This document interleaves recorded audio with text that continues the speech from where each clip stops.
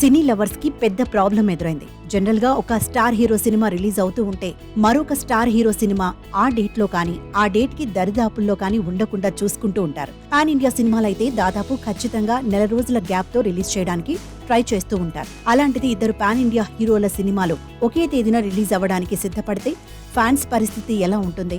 అల్లకల్లోలంగా మారిపోదు? రచ్చ రంబోలా చేశారు. ప్రెజెంట్ ఇప్పుడు ఇండస్ట్రీలో అలాంటి సిచ్యువేషన్ నెలకొనబోతున్నట్లు తెలుస్తోంది. టాలీవుడ్ ఇండస్ట్రీలో రెబల్ స్టార్ గా పాపులారిటీ సంపాదించుకున్న పాన్ ఇండియా హీరో ప్రభాస్ కల్కి సినిమాలో నటించాడు.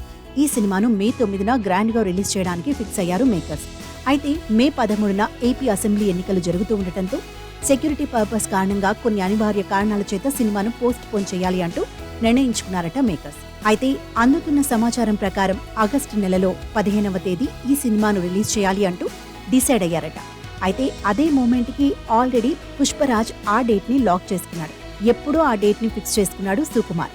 ఇప్పుడు సడన్ గా ప్రభాస్ అదే తేదీన వస్తూ ఉండటంతో ఇండస్ట్రీలో స్టార్ హీరోలుగా మారిన ప్రభాస్, అల్లు అర్జున్ల మధ్య టఫ్ కాంపిటీషన్ నెలకొంది. స్టార్ హీరోలు వీళ్ళు ఈ విషయాన్ని లైట్ గా తీసుకున్నా ఫ్యాన్స్ మాత్రం అస్సలు లైట్ గా తీసుకోవట్లేదు.